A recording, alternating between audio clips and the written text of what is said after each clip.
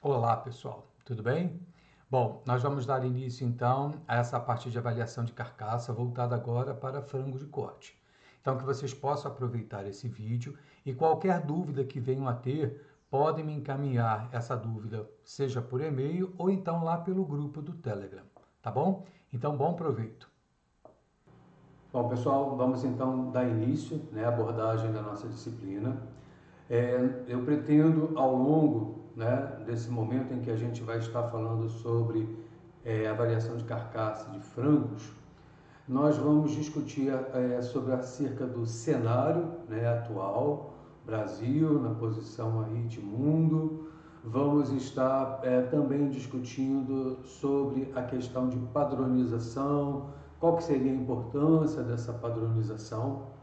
Depois nós vamos começar a discutir quais são as principais ações de manejo que acabam tendo uma influência direta ou indireta na qualidade dessa carcaça, ok?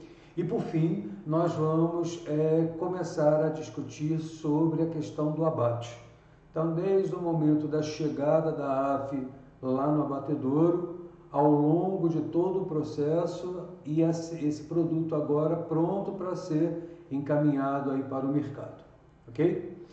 Bom, como nós estamos falando sobre avaliação e qualidade de carcaça, é claro que a gente precisa sempre levar em consideração que quando a gente pensa em termos de produção animal, a produção ela está sempre baseada em três pilares básicos, que vocês já têm conhecimento disso, que é exatamente a nutrição, a genética e o manejo.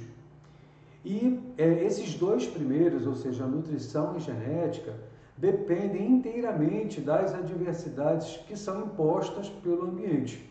Isso significa o quê? Significa que o manejo ele é capaz de determinar se a genética e a nutrição dessas aves vai ser capaz de expressar todo o potencial dessas aves. E aí a gente começa a pensar exatamente em termos de produtividade. Quando a gente começa a enxergar sobre a questão do que é produtivo, por que é que a carne de frango ela tem crescido cada vez mais, despontado o Brasil aí no cenário mundial, nós vamos verificar posteriormente uma pesquisa essa que foi conduzida pela UPABF, para poder mostrar exatamente esse tipo de preferência. Mas vamos ver agora a posição, como é que está o mercado mundial de carne de frango, ok? Os valores que estão aqui, eles estão expressos na forma de milhões de toneladas. E aí a gente verifica que o Brasil é o terceiro maior produtor de frango do mundo, perdendo apenas aí para os Estados Unidos e China. Okay? Então nós temos aí o Brasil, em termos de produção de carne no ano de 2020, representando aí mais de 13 milhões de toneladas de carne de frango. E a gente verifica também que o Brasil ele é o maior exportador de carne de frango do mundo. Então no ano passado nós tivemos aí uma produção em torno de 4,2 milhões de toneladas de carne de frango, ok? Seguido então vem os Estados Unidos, depois nós temos União Europeia, com seus 28 países membros, Tailândia, Turquia aparecendo lá no quinto lugar. E aí a gente vai verificar que por volta do ano 72 começaram então a surgir as primeiras exportações de carne de frango. E a gente vai verificar que os principais destinos dessas exportações brasileiras de carne de frango são China, Arábia Saudita, Japão, Emirados Árabes, África do Sul, ok?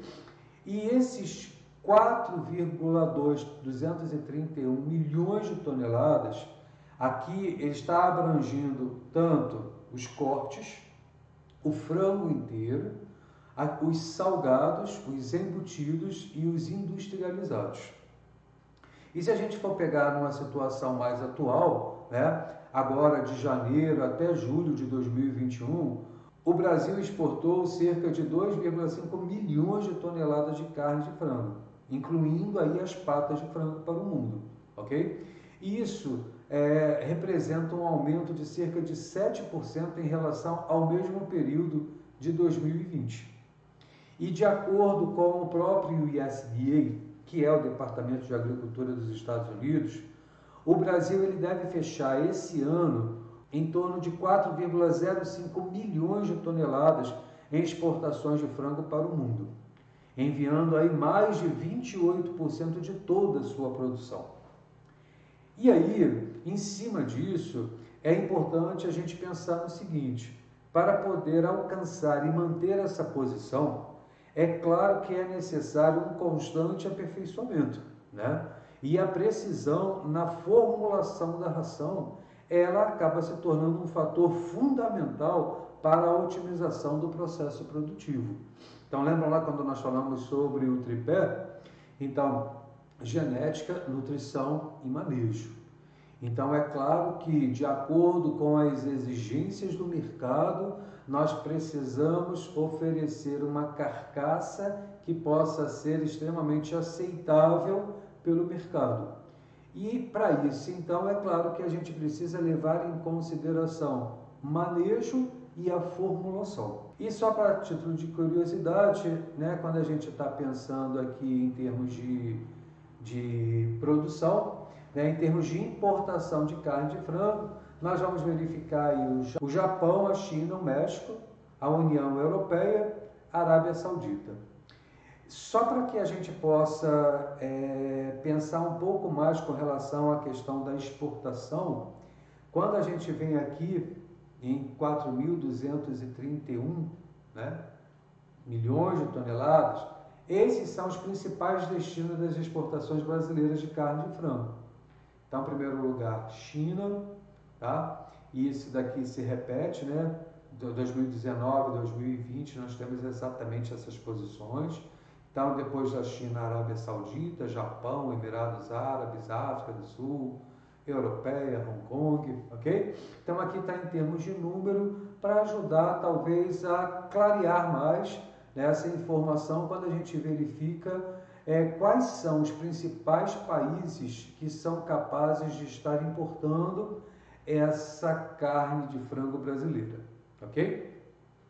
Bom, quando a gente está falando sobre essa questão do mercado, né, nós vamos pensar exatamente em termos de produtividade. Olha só, então quando eu pego aí os 5 anos aí para trás, né, a gente verifica que essa faixa de produção, ela aumenta, ela tem uma tendência de aumento. Então basta a gente olhar aí de 2016, com 12,9 milhões de toneladas. Depois nós tivemos no ano seguinte um acréscimo. 2018 houve uma redução, mas houve logo uma recuperação no ano seguinte, né, 2019, e esse ano nós tivemos aí mais de 13 milhões de toneladas de carne de frango sendo produzidas, tá? Exportadas.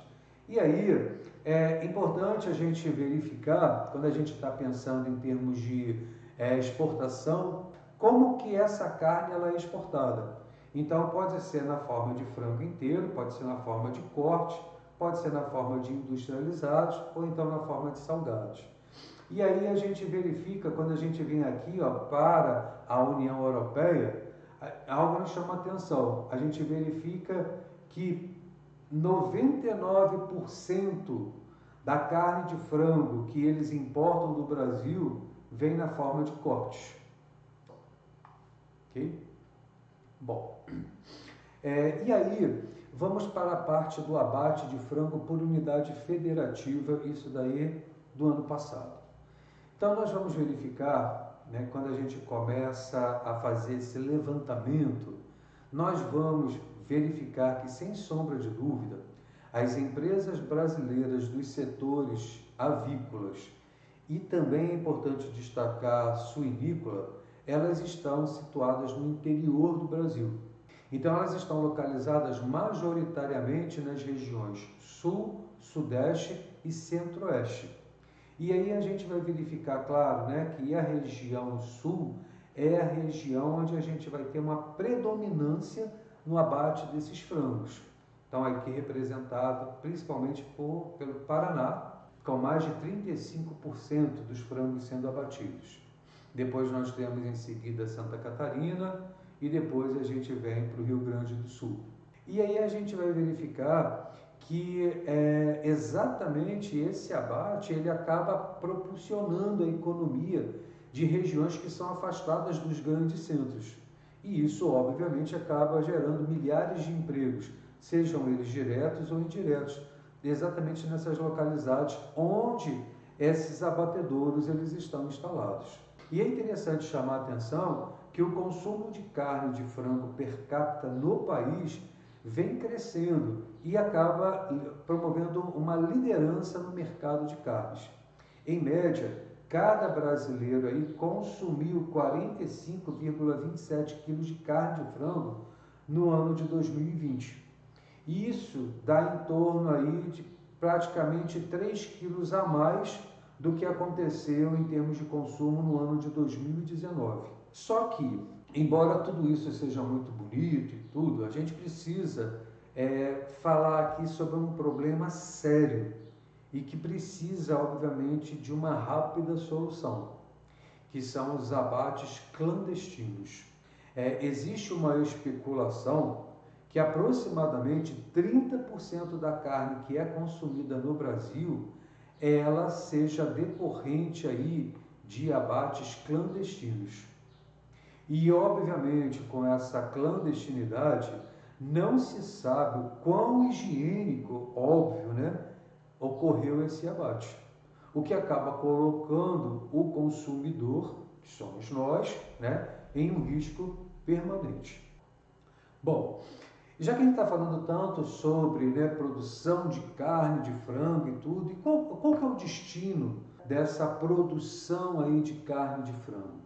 Então, no ano passado, 2020, nós vamos verificar que 69% da carne de frango produzida aqui no Brasil foi para atender o mercado interno e 31% foram destinados para as exportações. Tá? Bom, e falando sobre essas exportações de frango por produto, então nós temos aí para quase 67% foi exportado na forma de cortes. E isso fica fácil da gente entender, né? Pensando hoje, né, no nosso dia a dia, é muito mais fácil, na verdade, você adquirir esse frango já cortado, porque isso facilita muito, adianta bastante o serviço aí. Mas em torno de 25 foi para frangos inteiros, depois 3,14 para os salgados, 2,45 para os embutidos e 2,16 para os industrializados. Okay? Então, lembrando que o salgado, na verdade, ele é também industrializado, mas ele seria salgado por isso daí, né? Como o próprio nome já diz. Essa pesquisa, conforme eu falei no início, né? Então, nós temos aí uma pesquisa que foi encomendada pela UBABEF, que é a União Brasileira aí da Avicultura, que acabou se fundindo exatamente com a Associação Brasileira dos Exportadores de Carne de Frango, e aí formou-se então a UBABEF. Essa pesquisa então ela foi encomendada pela UBABEF, envolvendo cerca de 2.869 famílias, que foram capazes então de retratar o consumo e a frequência de carne de ovos. E de acordo com essa pesquisa, a gente verifica que 100% das famílias entrevistadas, elas consomem e de uma forma frequente carne de frango, ok? Então a gente consegue enxergar que a carne de frango, na verdade, ela é uma unanimidade para os brasileiros. Em seguida nós temos aí os ovos, seguido por carne bovina, pelos pescados, por carne suína e por galinhas. Um número menos expressivo quando comparado com o do frango de corte. E de acordo ainda com essa pesquisa, a gente tem aqui exatamente qual que é a frequência, né, em que esse produto ele é consumido dentro das casas. E aí a gente vai verificar que o consumo de frangos de corte, sendo consumido de 2 a 3 vezes por semana, é de 58%. Então, ou seja, quando a gente começa a comparar, né, exatamente com os outros produtos, né, de animais aí, a gente verifica que a carne de frango ela tem um consumo bastante expressivo, ok? Isso na verdade, acaba representando assim uma maior radiografia, vamos chamar assim, sobre os hábitos de consumo de frango pelas famílias brasileiras. Em termos de hábitos alimentares aí, né, da forma como eles são comprados para preparo e consumidos. Então a gente verifica que aqui, ó, em todas as regiões, ok? A gente tem 100% aí do consumo de carne de frango. Então isso mostra exatamente essa alta produtividade, o que coloca o Brasil aí como o maior exportador de carne de frango do mundo e o terceiro maior produtor de frangos aí no mundo. Bom, ainda de acordo com a pesquisa, ela também é bastante interessante, porque ela vai mostrar para a gente aqui da forma como esses produtos, quantas vezes eles são comprados. E aí a gente verifica, por exemplo, na região Nordeste, 62% das famílias que foram entrevistadas consomem de 2 a 3 vezes por semana. E com relação aqui ao sexo, a gente vai verificar sexo masculino.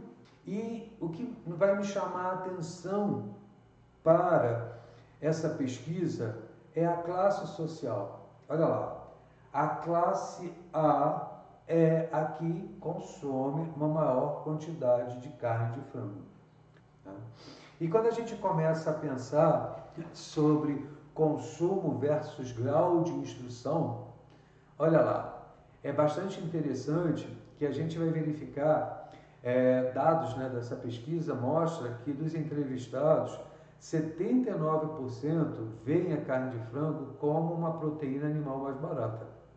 74% consideram ela como um alimento ideal para quem faz uma dieta e alimentar, né? 66% apontaram a carne de frango contendo um baixo teor de gordura. 54% citaram a carne de frango como a mais prática de preparar em relação às carnes vermelhas. E outros 42% afirmam que ela é uma fonte abundante de vitaminas.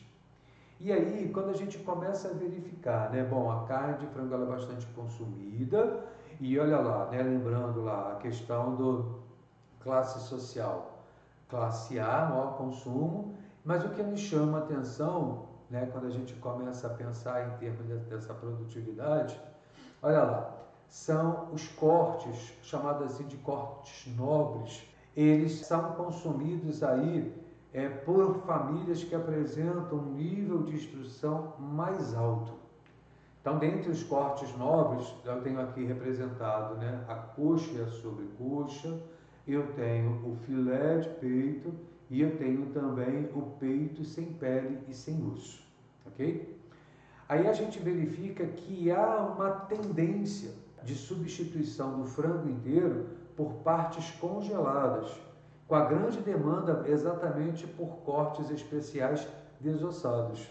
Isso, né, conforme eu já disse anteriormente, tem a ver muito exatamente com a atual circunstância de hoje, né? Um mundo em que você praticamente não tem tempo para nada, então você quer comprar um frango, é uma carne que ainda é mais barata, ela é uma excelente fonte de proteína, para quem está malhando aí, sabe-se que acaba optando exatamente por uma carne branca, né? Mais magra, ela é bastante interessante, ela é muito mais fácil de estar preparando, rapidinho você passou na chapa, manda ver. Então a gente verifica que além desses cortes, a gente também quer algo que já seja já desossado, facilita bastante. Então, com a grande procura por alimentos de origem animal, que são ricos exatamente em proteínas e pobres em colesterol, tem se procurado melhorar a qualidade da carcaça de frangos de corte, reduzindo-se então a porcentagem de gordura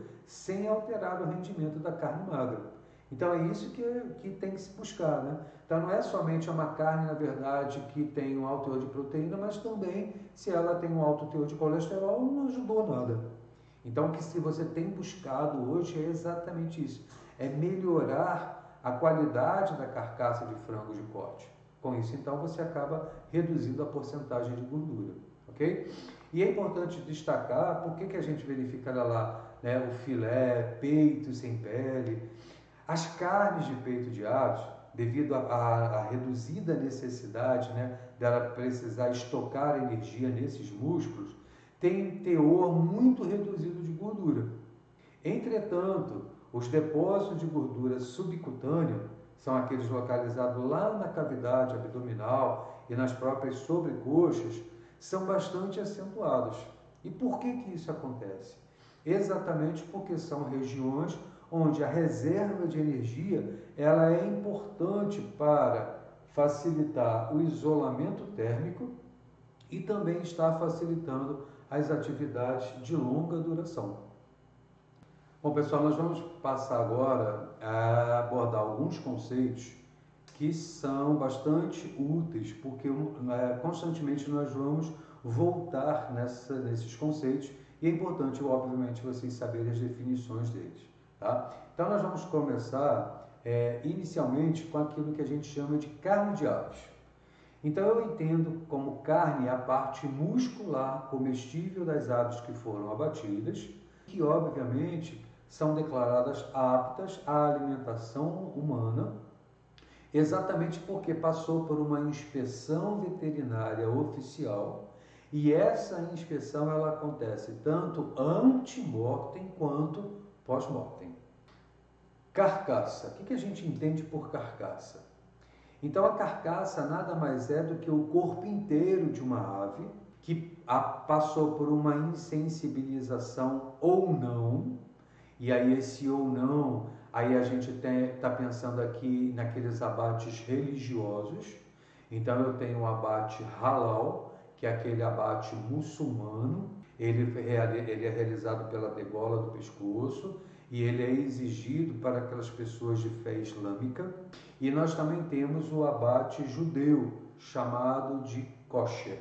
Quando a gente estiver lá na frente falando sobre o abate em si, a gente volta a falar sobre esses métodos religiosos. Então essas aves elas podem ser insensibilizadas ou não.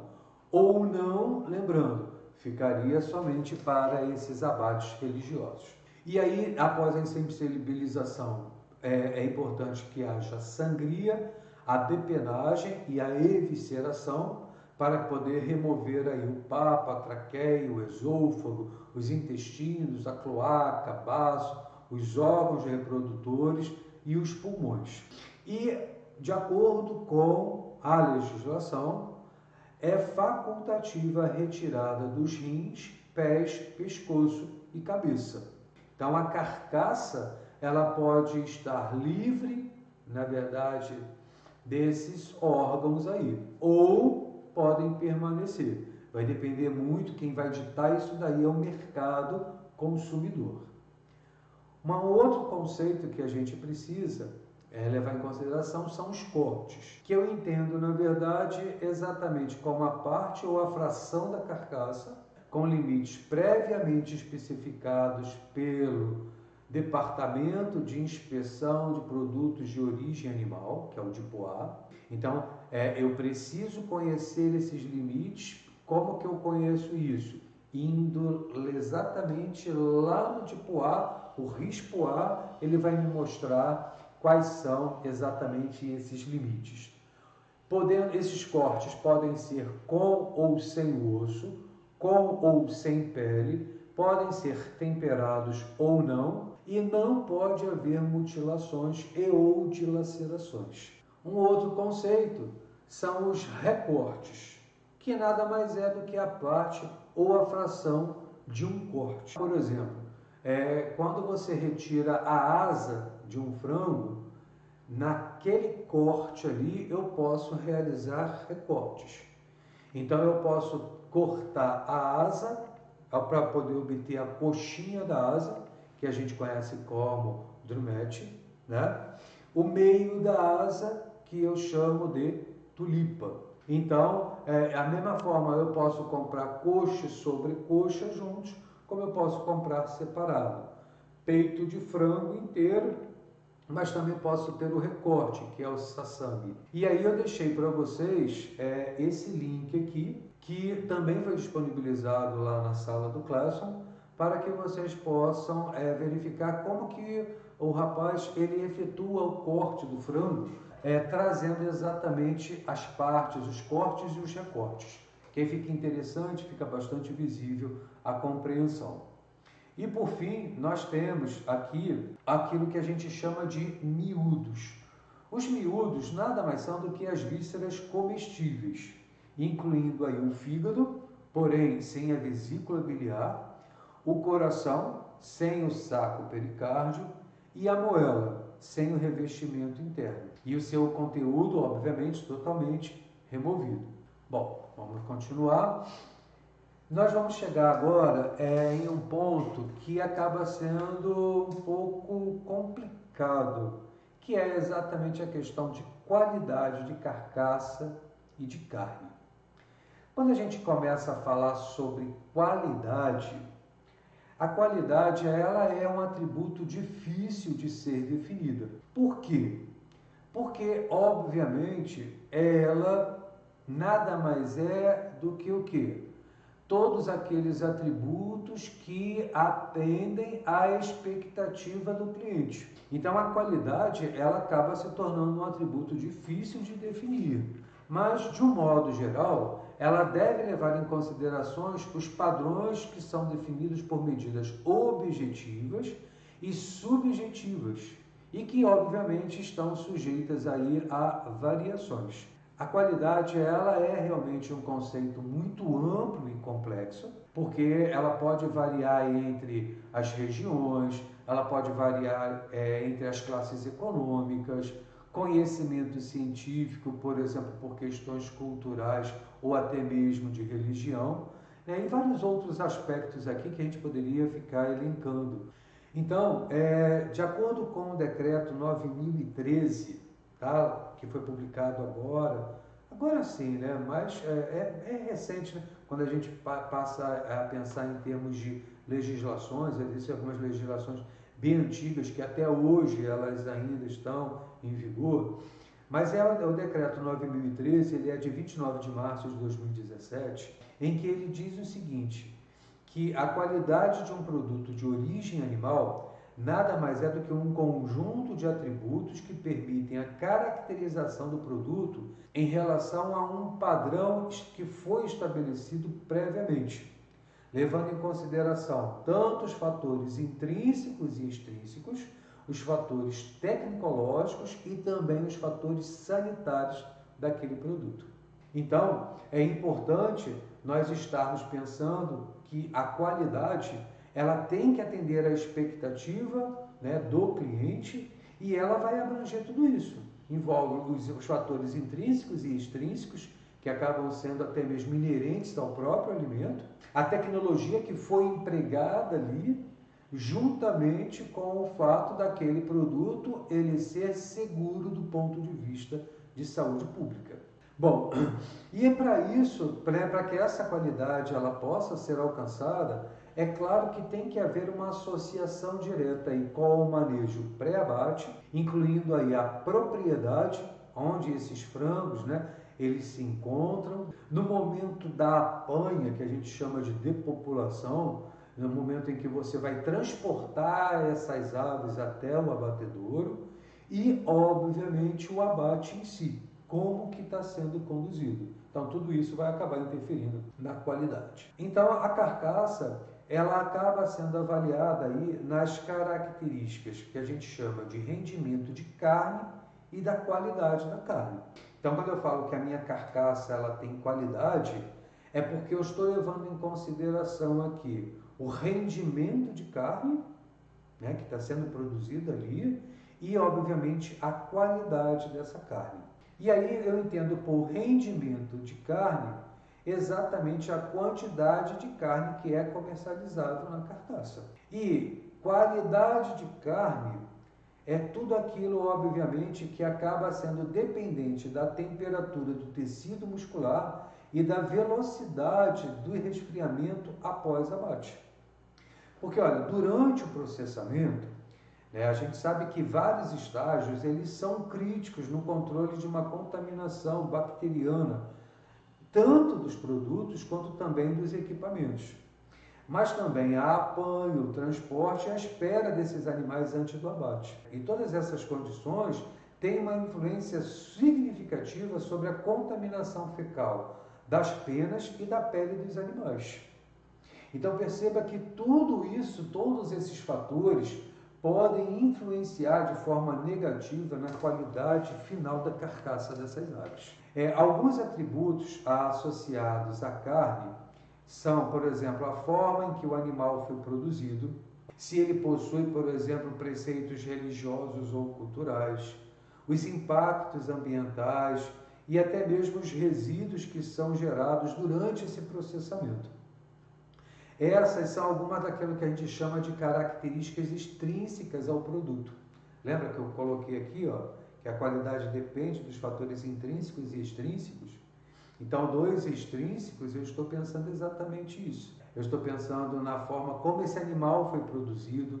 Então, isso envolve o que? Densidade, envolve todo o manejo do momento em que essas aves elas chegam, como elas se comportam ao longo desses 42 dias, como que esses animais eles são apanhados. Um impacto ambiental, a gente vai discutir isso. A gente sabe que ocorre um maior problema do transporte quando a temperatura é elevada. Os principais atributos que são avaliados na carne para determinar a sua qualidade, são exatamente a capacidade de retenção de água e a textura. Quando a gente fala sobre capacidade de retenção de água, que aqui está representada por CRA, nada mais é do que a capacidade que a carne possui de reter parcialmente ou totalmente água no seu interior. Essa característica ela acaba influenciando diretamente na qualidade final da carne. Isso porque uma baixa quantidade de água na carne faz com que ela se torne seca, dura e fibrosa. E aí vai cair dentro daquelas características, daquelas carnes que a gente vai discutir e que vocês já viram já com o Peter, que é a carne PSE e a carne DFD. Então, além dessa capacidade de retenção de água, a gente também tem a cor, a coloração é importante, a firmeza e a textura dessa carne.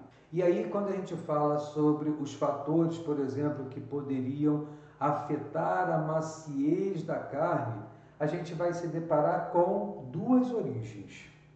Então, eu tenho o ante-mortem. Então, o que, por exemplo, poderia afetar a maciez da carne no processo ante-mortem? Então, a gente poderia citar aqui, por exemplo, o sexo, a nutrição, o exercício, um estresse, por exemplo, no qual a ave foi submetida aí antes do abate. Mas também, por exemplo, existem os fatores que podem afetar a maciez no processo pós-mortem. E aí eu poderia pensar, por exemplo, na estimulação elétrica, na quantidade de voltagem que foi utilizada para promover aquela insensibilização que nós falamos, algo que não é preocupante para o abate religioso. Pode ser o próprio rigor mortis, pode ser o pH final, a velocidade de resfriamento da carcaça, a própria temperatura de cocção, obviamente, vai afetar na maciez dessa carne, tá bom? Então, a importância de todas essas características, ela vai variar de empresa para empresa. Então, depende muito exatamente do que ela é capaz de produzir para atender uma parte de uma clientela. Agora, envolve também o tipo de produto que está sendo comercializado. Então, é um produto que é congelado, é um produto resfriado, é um produto embutido, salgado, e também o mercado ao qual o produto se destina. Então, eu preciso levar em consideração tudo isso para que eu possa, ao final, falar que eu tenho um produto de qualidade. Tá? Então, aqui eu deixei a carne PSE e DFDE, que a gente vai discutir mais para frente, mas lembre-se, quando a gente está falando sobre qualidade, eu tenho que já despontar, chamar atenção para esses defeitos na qualidade da carne. E quando a gente fala sobre qualidade, isso acaba sendo às vezes um pouco difícil de ser respondido, porque vai, obviamente, depender de quem está respondendo. Por isso que, quando a gente fala sobre qualidade, a gente tem que falar que esses parâmetros eles acabam sendo bastante subjetivos. Por quê? Pensa bem, se for ao nível de granja, então lá o produtor ele pensa que qualidade é nada mais do que o quê? Um animal que possua rusticidade de linhagem, que apresenta aí um rendimento e uma conversão alimentar excepcionais, e um peso ideal no momento do abate. Então, isso para o produtor, o frango apresentando, na verdade, todas essas características, para ele considera isso como qualidade. Quando a gente vai lá para o abatedouro vai considerar qualidade sempre a carcaça que é capaz de apresentar uma excelente qualidade de carne. E aí, lembrando, né?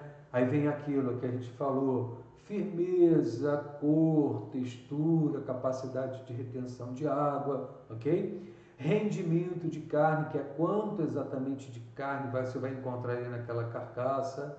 E, obviamente, cortes. Por quê? Nós vamos verificar que, dependendo às vezes do problema existente ali na carcaça, nós vamos verificar que alguns tipos de corte, eles podem ser aproveitados, outros não. Então, para o abatedouro, os cortes que tiverem aí o maior aproveitamento, para eles, obviamente, é mais interessante. E a gente vai levar em consideração, em termos de qualidade, o próprio consumidor. Nós, o que a gente considera, na verdade, como uma carne de frango de qualidade? Então tá aí, né? Uma carne que apresenta uma excelente textura, de acordo com aquilo que a gente espera realmente de uma carne de frango. O teor de gordura, então evitar exatamente ter esse alta concentração de lipídios, de colesterol. A questão da cor, eu não vou obviamente comprar um frango que tenha aí uma coloração esverdeada, ok? Avermelhada, entre outras características que são capazes de promover especialmente uma influência na qualidade visual dessas carcaças. Bom, e aí a gente começa a enxergar que eu tenho, na verdade, que contemplar qualidade sobre 3 óticas: do produtor, do abatedouro e do consumidor. Então fica fácil da gente enxergar a complexidade da expectativa dos consumidores. Por quê? Envolve não somente aí o aspecto nutricional, né? Então, estou fazendo uma dieta, eu vou fazer o uso de peito de frango, porque você tem ali uma maior concentração de proteínas. Mas não é somente nesse aspecto nutricional. Eu tenho que pensar, levar em consideração, obviamente, a qualidade sanitária. Não adianta eu ter aquela excelente fonte de proteína, mas, por exemplo, ali eu ter um veiculador, por exemplo, de um agente patogênico, como é o caso, por exemplo, da salmonela. Envolve a qualidade organoléptica, então tem a questão aí da carne estar macia, ela ser firme ao corte, e a gente vai verificar também hoje essa grande preocupação aí com o bem-estar animal. Bom, quando a gente fala sobre a qualidade da carcaça, a gente espera, né, que a carcaça ela tenha uma excelente qualidade. Então é claro que foi necessário passar por uma inspeção. Essa inspeção ela abrange aí, sob o ponto de vista industrial e sanitário, a inspeção ante e pós-mortem dos animais, que a gente falou ali atrás. Então, especialmente essa inspeção é uma inspeção sanitária. Ela é feita, na verdade, pelo médico veterinário. Então, o médico veterinário é o profissional responsável por estar realizando essa inspeção sanitária. Agora, o médico, ele pode fazer o que? O veterinário? Ele pode treinar uma pessoa, né, de confiança para que essa pessoa possa realizar essa inspeção. Okay? Mas quem assina toda a lauda é sempre o médico veterinário aí, tá bom? Bom, a gente vai verificar que nessa inspeção sanitária você tem especialmente uma qualidade visual, né? Porque não tem como você fazer, por exemplo, submeter uma análise físico-química e microbiológica. Porque imagina, você não tem condição de toda aquela carne de frango, dos frangos que foram abatidos, ficar esperando esse resultado. Então faz-se, na verdade, uma inspeção voltada para a qualidade visual. E a gente vai verificar que nessa inspeção sanitária, que é feita de forma, né, visual, os principais problemas são, ok? Então, perceba que o objetivo primário é facilitar a interpretação dos achados e garantir uma uniformidade de aplicação de qualquer ação necessária. Por isso que você faz essa inspeção visual e a gente verifica que os principais problemas que acabam às vezes podendo, né, gerar condenação de uma carcaça, se baseia nos arranhões, hematomas, fraturas e deslocamentos. E os problemas menores aí por exemplo, você ter presença de penas, uma remoção incompleta de pulmões, você encontrar parte da traqueia, presença de sangue, gordura, manchas de bile. Então percebam que esses problemas, eles existem, eles podem condenar uma carcaça? Podem. Mas quando que condena? Obviamente depende muito da extensão em que isso aconteceu na carcaça. Mas esses são os problemas menores aí. Bom, e aí a gente começa a se perguntar, né? Bom, se esses problemas existem, a gente poderia questionar a origem. E aí fica fácil da gente enxergar que a origem ela é multivariada. Então, obviamente, dependem muito do quê? Do nível de produtividade exigido. Então, por exemplo, aquele produtor que tem uma área pequena e é capaz de alojar um número muito grande de frangos por metro quadrado. Então, ali você vai ter, na verdade, frangos se esbarrando constantemente, né? A gente tem um outro problema, tem muito a ver, por exemplo, com a altura do comedouro. Então, o frango ele pode a todo momento bater o peito no comedouro e acaba gerando aquilo que a gente chama de calo de peito. Então, isso obviamente, depende muito do nível de produtividade. Então, você, por exemplo, colocar ração no comedouro de tal forma que você não espalha direito, né, o número de comedouros de acordo com o tamanho do seu barracão. Então você precisa de mais aves juntas para poder alimentar. Então é claro que algumas aves vão ser prejudicadas no consumo de ração. Então a gente sempre está buscando o quê? Uniformidade. E um outro problema que a gente verifica aqui é o fato de muitas dessas causas elas serem às vezes desconhecidas, porque você às vezes não consegue ter um controle, e isso pode acontecer com o animal ainda lá na granja, mas pode ser durante o processo ali do abate ou então após o abate. Por exemplo, o fato de você envasar essa carcaça em uma embalagem que não é bem selada, isso pode comprometer a qualidade do produto final. E aí é importante a gente destacar aqui que a portaria número 210 do MAPA é uma portaria que foi publicada lá em novembro de 98. Ali a gente vai encontrar o regulamento técnico, tanto da inspeção tecnológica quanto da inspeção higiênico-sanitária de carne de aves. Então, pessoal, já anotem aí, vocês vão precisar conhecer a portaria 210, porque muitas informações nós vamos extrair dela, ok? Então, eu não vou ficar inventando nada aqui, tudo vai ser baseado na legislação. Eu só quero chamar a atenção que essa portaria 210 do mapa, ela sofreu algumas alterações, dando origem, portanto, à portaria número 74, que foi publicada agora em maio de 2019. Então, essa portaria é a que está valendo. A gente se baseia na 210, só que alguns artigos, alguns incisos dessa portaria 210 sofreram algumas alterações que aparece então a 74. Ok? Então, na 74 eu vou saber exatamente o que foi alterado da 210. Então, essas duas portarias vocês vão precisar conhecer. Portaria 210 e a portaria número 74. Tá bom? Bom, e aí a gente chega na questão da classificação dessas carcaças. Né? E qual que é o objetivo dessa classificação? Então, tá aí, né? Ela visa o quê? Padronização. Então, quando a gente começa a padronizar, fica muito mais fácil de você classificar. Se você não padroniza, como que você pode falar, por exemplo, que a carcaça A, ela atende uma determinada especificação, se não foi padronizado isso antes?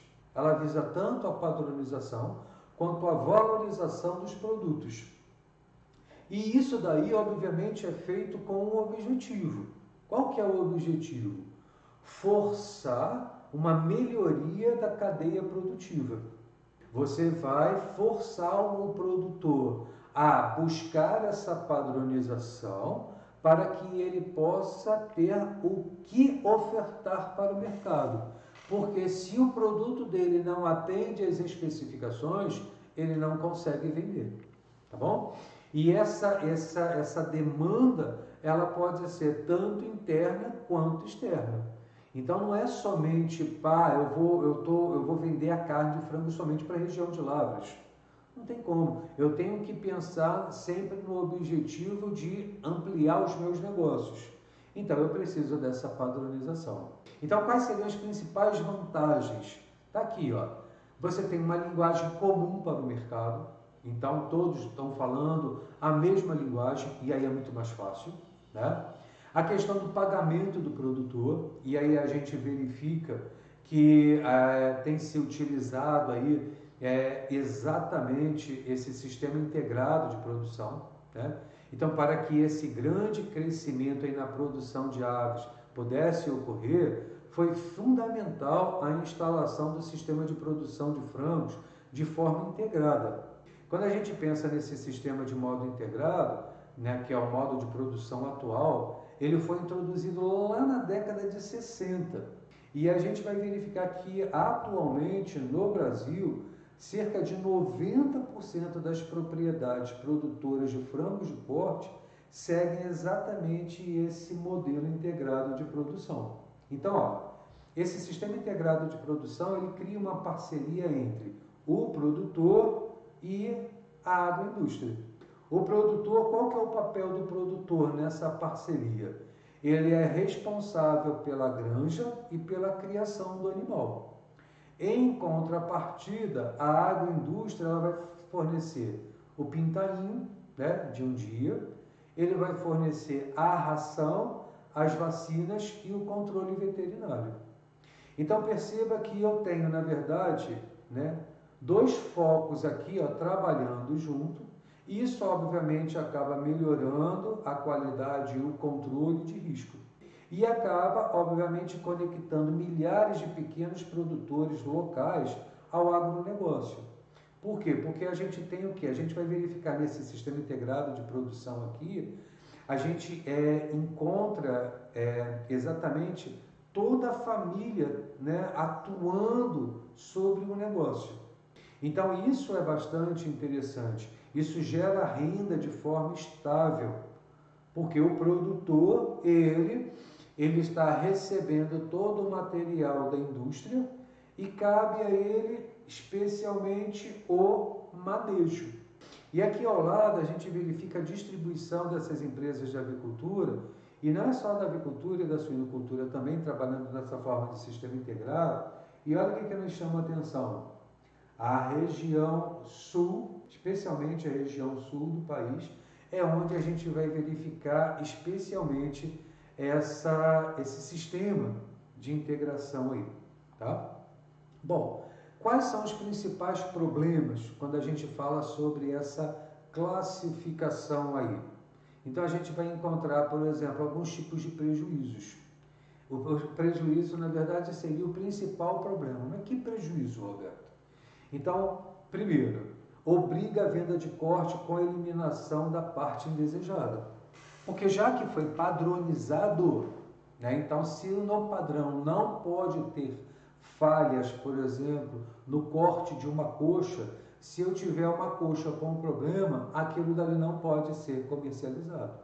Eu tenho um outro prejuízo que seria a redução do preço do corte com defeito ou então impossibilitando a sua comercialização, né, conforme está muito atrelado ao de cima. E acaba reduzindo bastante o mercado de carcaças inteiras. Por quê? Porque como você tem essa padronização, você espera então uma uniformidade.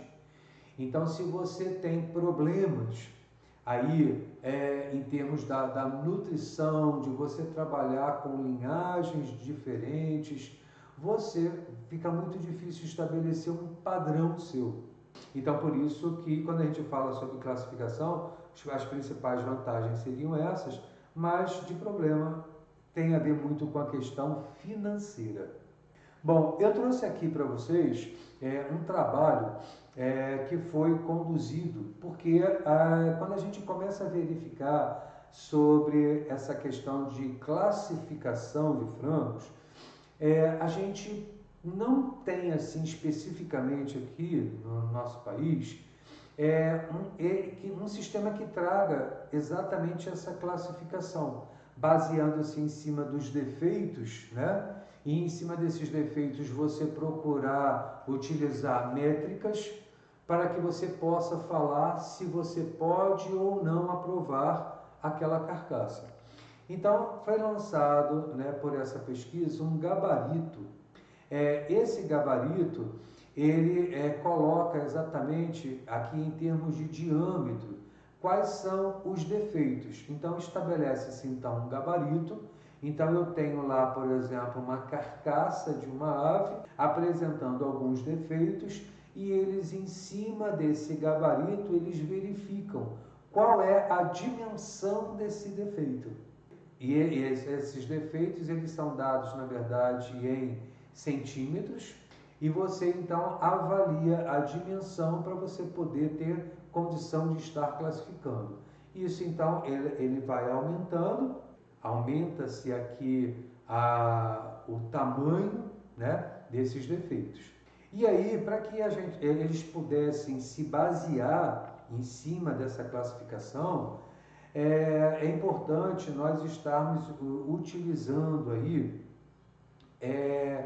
métodos que já são padronizados, que são capazes de estar classificando aí de acordo com o grau de defeitos, as carcaças em classe A, B ou C, que é exatamente verificando-se aqui a questão de incidência de ocorrência de defeitos, deixando claro que a classe A corresponde, né, àquela categoria de qualidade superior, ou seja, que tem menor ocorrência de defeitos. E essa classificação ela vai decrescendo até chegar na classe C, que é onde a gente vai verificar aí uma maior quantidade de defeitos. Tá? Eu deixei para vocês aqui o link. Então, o que é permitido por área? Tá? Então, eu tendo uma área de 1,27 centímetro quadrado. Carcaças que nos remete lá ao USDA, estão lembrando, né, que é o Departamento de Agricultura dos Estados Unidos, onde lá você vai encontrar exatamente esses requisitos, ok? Que são importantes no serviço de comercialização aí, para poder você classificar uma carcaça como classe A, classe B ou classe C, tá? Então eu deixei esse link. Eu gostaria que vocês pudessem acessar esse link e verificassem lá. Por exemplo, aqui eu já deixei já um exemplo para vocês. Então, olha, na questão da característica que é a depenagem, categorizadas na classe A, elas são livres de penas e pelos, tá? Podendo ter no máximo 2 penas. Se passa disso, eu posso cair na classe C. Então, na classe C, eu posso ter no máximo 3. Se eu tiver mais de 3, cai na classe C. Então, essa classificação ela é importante exatamente pela questão de pagamento, né, da carcaça de frango. E eu deixei aqui para vocês poderem preencher. Então, carne exposta, aí envolvendo tanto peito e perna e o resto da carcaça. Então, para que possa ser essa carcaça categorizada como classe A, o que é que pode ter aqui? Voltado para peito e perna. E também para descolorações e também hematomas, tá? Tanto no peito e perna quanto para o resto. O que é permitido? Então, eu gostaria que vocês acessassem aqui, Porto Standard, ok? Um documento em PDF, que já está lá disponível, inclusive também, lá na nossa página do Classon, onde então a gente vai estar verificando exatamente esse método de classificação, ou seja, essa interpretação desses requisitos aí, ok? Voltados para a qualidade A, qualidade B e qualidade C. Porque vai envolver intensidade, área agregada envolvida, quantidade e localizações. Então, localização de penas, carne exposta, tá? Essa carne exposta que aparece aqui, que eu estou pedindo para vocês preencherem, ela pode ser resultante, por exemplo, de cortes, de rasgos e até mesmo de pele faltando. Pode ser por descolorações, causadas aí, por exemplo, ou não, por exemplo, por curativos e também por hematomas, tá?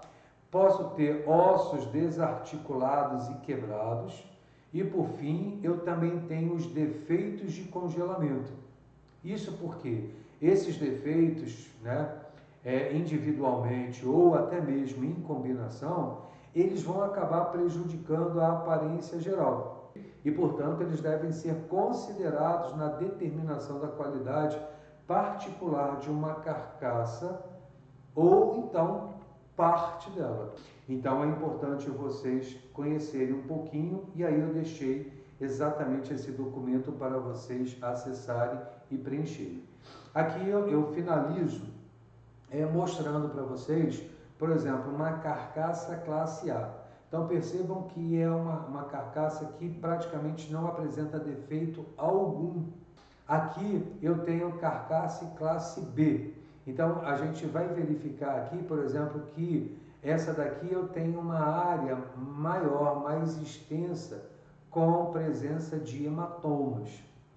Então os hematomas, eles são, na verdade, acúmulos de sangue ou de uma coleção sanguínea aí nesses tecidos, ok? Quando existe a presença desses hematomas em frangos, é claro que fica fácil da gente evidenciar que as operações pré-abate, elas estão sendo realizadas de uma forma inadequada. Existe até uma estimativa de que cerca de 90, podendo chegar até 95% dos hematomas em frangos são causados até 12 horas antes do abate. E aí a gente verifica que também tem esse problema de hematoma causado pelo próprio avicultor, eu tenho hematoma gerado pelo processo da apanha, pelo transporte, pelo descarregamento e também pela própria pendura, tá? Então, é importante eu estar avaliando a extensão desses hematomas aqui. Então, olha, a presença desses hematomas em carcaças de frango acaba se tornando um grande problema para empresas de abate. Isso porque essas carcaças que apresentam esse tipo de defeito, elas não podem ser embaladas inteiras. E os cortes com hematomas também não podem ser vendidos. Dessa forma, eles acabam sendo descartados. E isso acaba, obviamente, gerando um prejuízo econômico para a indústria. Então, a gente começa a verificar que nas indústrias, com a tentativa de mitigar, né, de tentar minimizar, solucionar esses problemas, geralmente acaba se utilizando ferramentas de gestão de qualidade. E aí a gente vai verificar, dentre essas ferramentas, o ciclo PDCA, né, o Plan, Do, Check e Act, que é o ciclo PDCA. Então é o você planejar, é o você fazer, verificar e agir. É uma das ferramentas de gestão aí de qualidade que é utilizada aí como uma ferramenta para poder garantir essa maior qualidade no produto final. E por fim, a carcaça, que é caracterizada como classe C, perceba que ela tem, além de hematomas, né, ela vai apresentar também arranhões, bem como ossos deslocados. Então toda carcaça que apresenta esses tipos de defeitos cai aqui dentro da classe C. Ok? Bom, e com isso então nós chegamos ao final dessa primeira aula. Na quinta-feira a gente se encontra para darmos continuidade ao assunto. Tá bom? Um grande abraço a todos e tchau!